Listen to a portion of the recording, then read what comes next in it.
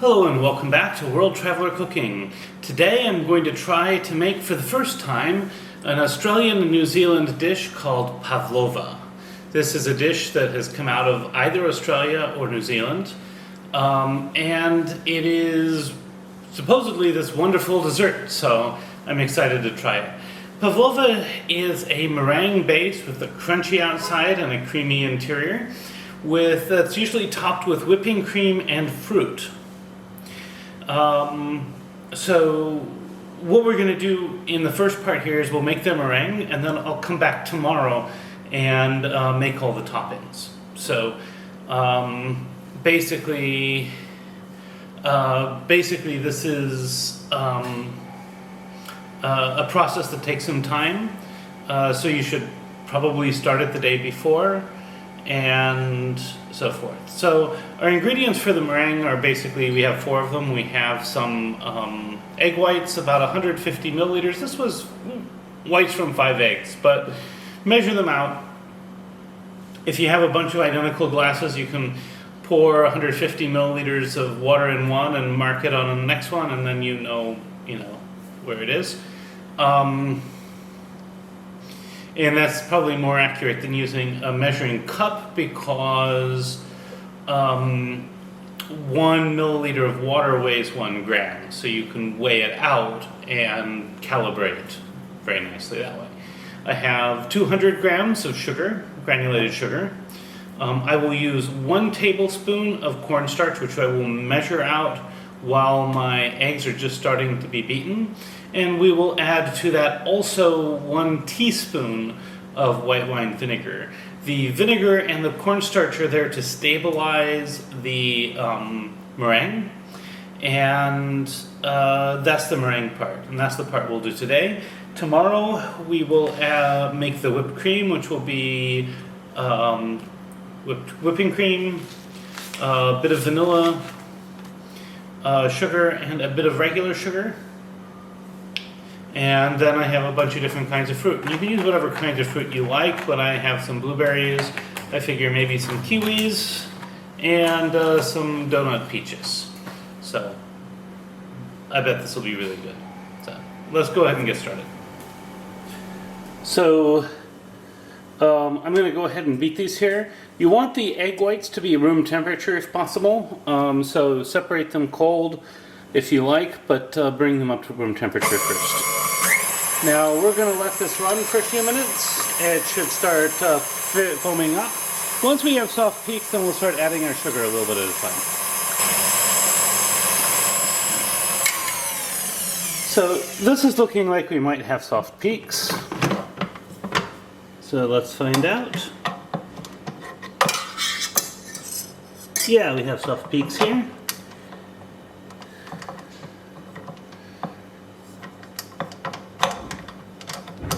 So turning this back on, and we're just going to start by adding the spoonful of sugar one at a time.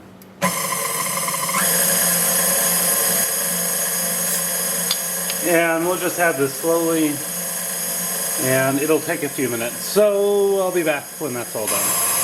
So I've added all the sugar now. I'm going to let it go for another couple minutes and let it make sure that the sugar gets fully dissolved and whipped into the meringue.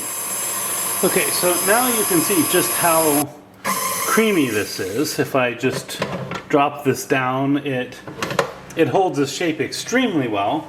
But we need to stabilize it a little bit. So we're going to add in a tablespoon. I'm just going to spread this out a little bit of cornstarch. At this point, I already need to have started preheating my oven. So I'm going to add my tablespoon of cornstarch, and I'm going to add my teaspoon of vinegar. So in goes the teaspoon of vinegar. And I'm going to go ahead and mix this for about 15-20 seconds. Just so that everything gets nicely mixed together.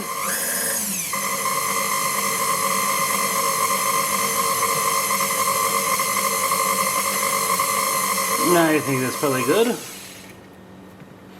And then I'll probably give it one good stir, but now we have to work relatively quickly. So now on our baking sheet, I like to work on the baking sheet directly. We're going to mound our meringue into a dome about 4-5 centimeters, about 2 inches tall. And it's better, I think, if the edges are just a little bit wider, no, a little bit taller. See, look, that's too tall. That's like twice too tall. So we're just going to keep working on this. I'm going to use the spatula. I'll be right back, and we'll get this mounted. We have to be working relatively fast at this point because this really needs to go into the oven within 5 minutes of getting to this point. So, yeah, it's still a bit too tall, but I'm going to get everything in and then I'll shape it. I think that's the way to do it.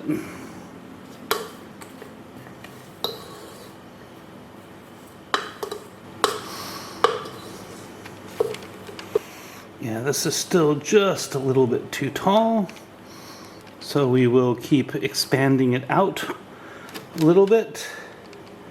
There we go. I think that's looking about right.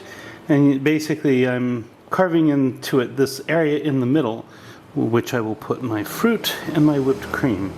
So I end up with something kind of like a bowl shape in the middle here, with a low middle and high rims. So this will now go into the oven for 1.5 hours. I preheated to 175 Celsius, 340, and I will now decrease by about 50 degrees Celsius. So we have our 50 grams of sugar. We will add about 320 milliliters of cream, and so that's like a little less than 1.5 of these containers. So that should be about right. Then we will just start whipping this. So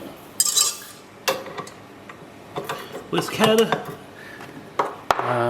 lift the bowl in place, and we'll start this at, I think, about a speed 7.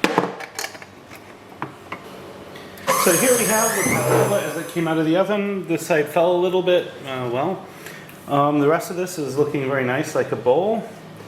So now I am going to spoon in whipped cream, and of course you could use like canned whipped cream if you really want to, but I always like to make my own.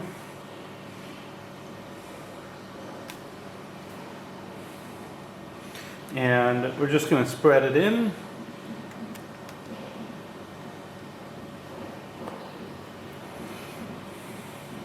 Then we will decorate it with fruit, or we'll then add fruit on top. So I'm going to start with the blueberries. And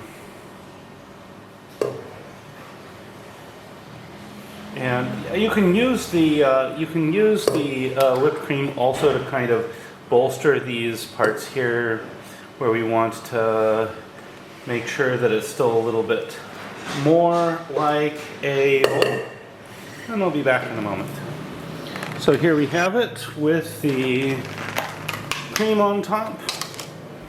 And now I'm going to add 1 tin of the blueberry, or one with these things of blueberries. The second thing of blueberries. And then maybe I'll add a few peach pieces on top. I think that would be very nice. I don't think I'm going to add any of the kiwi. I don't think this needs it.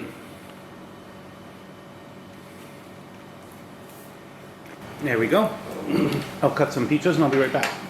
So I just arranged the pieces of these donut peaches. Since they're donut peaches, the skin is quite edible, so I didn't bother taking it off.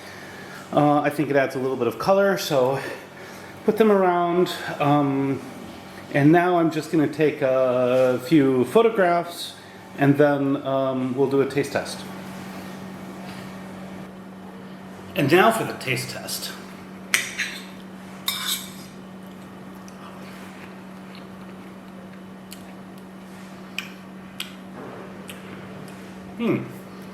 This is quite unexpected. I'm not really sure what I expected, but this wasn't what I expected.